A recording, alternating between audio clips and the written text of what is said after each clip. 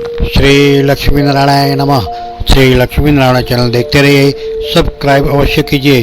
आध्यात्मिक चैनल आपके लिए कुछ न कुछ अवश्य होगा। आपका दिन शुभ हो। हरिओम। श्री गणेशाय नमः। श्री लक्ष्मी नारायण नमो नमः।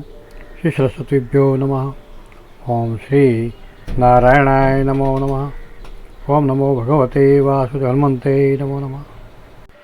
आज हम बात करेंगे भगवान वेद व्यास की, जिन्होंने भगवान वेदों को यहाँ पर उतारा और महान ग्रंथ महाभारत की रचना की, जिसमें गणेश जी का साथ लिया और भगवान गणेश भी इसमें तत्पर थे और दोनों मिलकर इसी महाभारत का रचना की।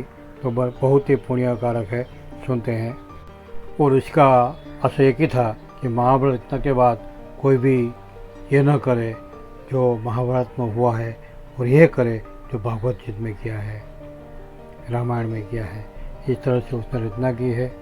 महर्षि वेदव्यास जी ने भगवान का दर्जा दिया गया है। न केवल महाभारत के रचयिता थे, बल्कि महाभारत युग में मौजूद एक खास शख्स से उसका गहरा संबंध था। वो शख्स कोई नहीं बल्कि स्वयं हस्तिनापुर की राजमाता सत्यवती थी। ये तथ्य बहुत कम लोग जानते हैं कि वेदव्यास और सत्यवती का एक पवित्र रिश्ता था। वह रिश्ता था माँ और संतान का। सत्यवती महर्षि वेदव्यास की माता थी।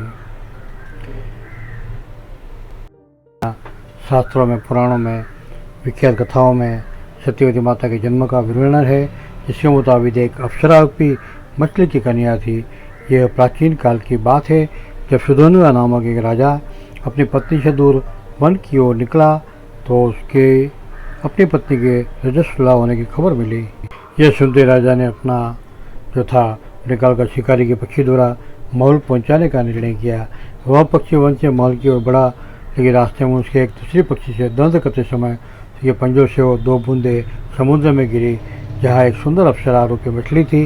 वो मछली उस बूंद को निगल गई, इसके फलस्वरूप वो गर्भवती हो गई। एक दिन अचानक एक निषाद ने उस गर्भवती मछली को अपने जाल में फंसा लिया। जब उसने मछली को चीरा तो उसमें से 2 बच्चे निकले, एक पुत्र व एक पुत्री थी। निषाद तुरंत ही दोनों को लेकर राजा के पास गए। उन्होंने देखते राजा ने पुत्र को अपने पास रख लिया। वो पुत्री निषाद को वापस सौंप दी। इस पुरुष निषाद को बाद में सत्यवती के नाम से जाना गया। उसके शरीर से मछली के गर्भ से जन्म लेने के कारण मछली की गंध आ रही थी। जब सत्यवती बड़ी हुई तो उसने नाव चलाकर लोगों को नदी पार करने में मदद करनी शुरू की। इस दौरान एक दिन मुनिवर पराशर आ गए और सत्यवती से यमुना पार कराने का आग्रह किया। मुनिवर सत्यवती के सुंदर रूप को देख आसक्त हो गए। बोले, हे देवी, मैं तुम्हारे पास सहवास करना चाहता हूँ। यह सुनकर सत्यवती अचंभित हो गई। बोली, मुनिवर, आप महान ऋषि हो, मैं एक साधारण कन्या है, संभव नहीं है। आखिरकार सत्यवती ने पराशर के प्रस्ताव को स्वीकार तो किया, लेकिन 3 शर्तें रखी। पहली शर्त की, दोनों का प्रेम संबंधों में लीन होते हुए कोई देख न सके। देखे तो पराशर ने अपनी दिव्य शक्ति से चारों ओर एक गहरा कोहरा उत्पन्न किया। दूसरी शर्त यह कि प्रसूति होने पर भी सत्यवती कुमारी ही रहे। तीसरी यह कि सत्यवती के शरीर से मछली की गंध हमेशा के लिए खत्म हो जाए। पराशर ने सभी शर्तों को स्वीकारा। वो मछली गंध को सुगंधित पुष्पों में बदल दिया। कुछ समय के पश्चात सत्यवती के गर्भ से पुत्र ने जन्म लिया। वो जन्म होते ही वह बालक बड़ा हो गया और अपनी माता से बोला, माता, तो जब भी कभी भी विपत्ति में मुझे स्मरण करेगी, मैं उपस्थित हो जाऊँगा। यह कहो बालक तपस्या करने के लिए दैपायन द्वीप चला गया।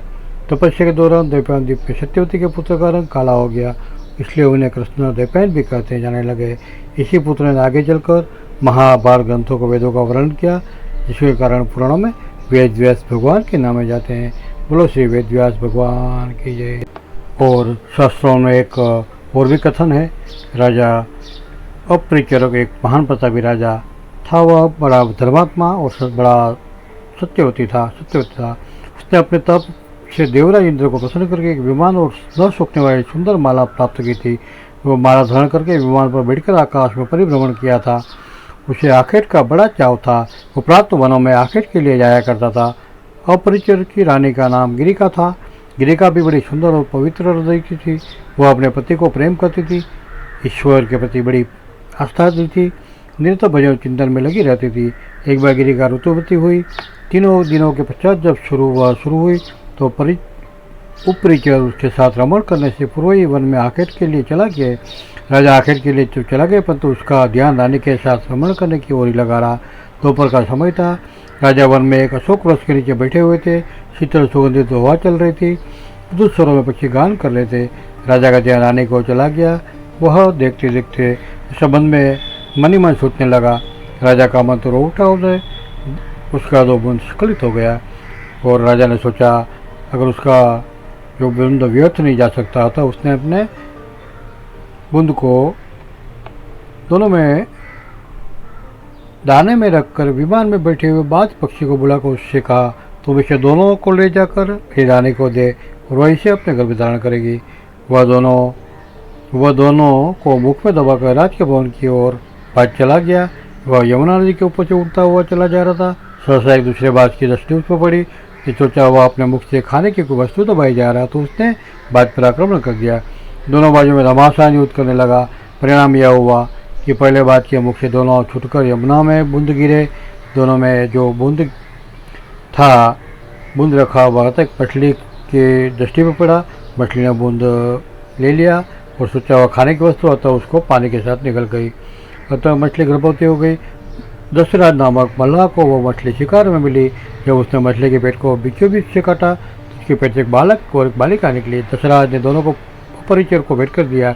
परिचर ने तो बालक को तो अपने पास रख लिया, बालिका को दासराज को लौटा दिया। दासराज उस बालिका को अपने घर ले जाकर उसका पालन पोषण करने लगा। दासराज ने बालिका का नाम सत्यवती रखा। वह सत्यवती के पेट से उत्पन्न थी, इसलिए उसके शरीर से मछली गंध सी निकल रही थी। अतः लोग उसे मत्स्यगंधा भी करते थे। मत्स्यगंधा धीरे धीरे बड़ी हो गई। वो बड़ी स्वरूप थी। वो रात्रि को अपनी नाव में बैठाकर उस पार के उसे पार ले जाया करती थी। एक दिन दोपहर के समय महर्षि पराशर वहाँ पहुँचे। मत्स्यगंधा को देखकर उस पर मुग्ध हो गए। उन्होंने कहा, सुंदरी, तुम्हें अपूर्व सुख मिलेगा, मैं तुम्हारे साथ रमण करना चाहता हूँ। मत्स्यगंधा ने उत्तर दिया, महर्षि, आप यह कैसी बातें कर रहे हैं? दोपहर का समय है, आसपास लोग बैठे हुए, मैं आपके साथ रमण कैसे कर सकती हूँ? पराशर जी ने योग शक्ति से चारों कोहरा कहना पैदा कर दिया। बोले, अब हमें कोई नहीं देख सकता, तो निश्चित होकर मेरे प्रस्ताव को स्वीकार कर ले। मत्स्यगंधा पुनः बोली, मैं मर्जी में राजकुमारी हूँ, पिता की आज्ञा से आधी हूँ। आपके साथ रमण करने से मेरा कोई कुमार से नष्ट नहीं होना चाहिए। मैं समाज में लाछित बन जाऊंगी। पराशर ने उत्तर दिया, तुम चिंता मत करो, मुझसे रमण करने के पश्चात भी तुम्हारा कौमार्य बना रहेगा। गर्भवती होने पर भी गर्भ का चिन्ह प्रकट नहीं होगा। मत्स्यगंधा फिर बात खुली, एक बात और, मेरे शरीर से मछली की सी गंध आ रही है। आप मुझे वरदान दे कि वह गंध के बदले सुगंध के स्वर में बदल जाए और कोस तक फैली रहे। पराशर ने तथास्तु कर दिया। फलतः मत्स्यगंधा के शरीर से कस्तूरी की सी गंध निकलने लगी। वह गंध चारों कोस फैलती रही। अतः जब वह योजन गंधा भी कहीं जाने लगी तो पराशर ने मत्स्यगंधा के साथ रमण किया।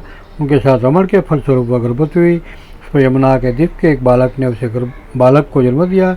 जन्म से बालक बड़ा हो गया। बालक जन्म लेते बड़ा होने के बाद वह तप करने के लिए वन में चले गए। वही बालक जगत में वेद व्यास जी के नाम से प्रसिद्ध हुए। वेद व्यास जी का पूरा नाम कृष्ण दैवयन वेद व्यास थे। वे श्याम वर्ण के थे, इसलिए उसका नाम कृष्ण पड़ा। वे दीपों के बीच में पैदा हुए थे, इसलिए दैवयन भी कहे जाते हैं। वेदों के पंडित होने के कारण वेद व्यास कहे जाते हैं। वेद व्यास जी अमर है, वे आज ही धरती पर विराजमान है। वो किसी को दर्शन देकर कृतार्थ करते हैं। तो भक्तों, हमें ये जानना चाहिए कि वेद व्यास जी आज की तारीख में भी हमारे पास है, हमारे सामने ही है। अगर उसे हम प्रार्थना करते हैं, साथ में गणेश जी को प्रार्थना करते हैं, तो हमारा अवश्य कार्य पूर्ण होता है। तो हमारी जो मन चाहिए इच्छा है पूर्ण करते हैं। हमें श्रद्धा होनी चाहिए, विश्वास होनी चाहिए। जो मांगेंगे वो वर देंगे। जो महाभारत के 1,00,000 श्लोक लिख सकते हैं तो क्या हमारी बातें नहीं सुन सकते? क्योंकि अमर है। साथ में गणपति जी भगवान है वेद व्यास के साथ। तो हम प्रार्थना करते हैं वेद व्यास जी, हे भगवान गणेश जी, हमारी सभी मनोकामना पूर्ण करें। अवश्य पूर्ण करते हैं। हमें सिर्फ श्रद्धा होनी चाहिए, भक्ति रहनी चाहिए। भक्ति से अगर बुलाएंगे तो जरूर आते हैं। बोलो गणपति महाराज, वेद व्यास भगवान की जय, हमारी मनोकामना पूर्ण करें।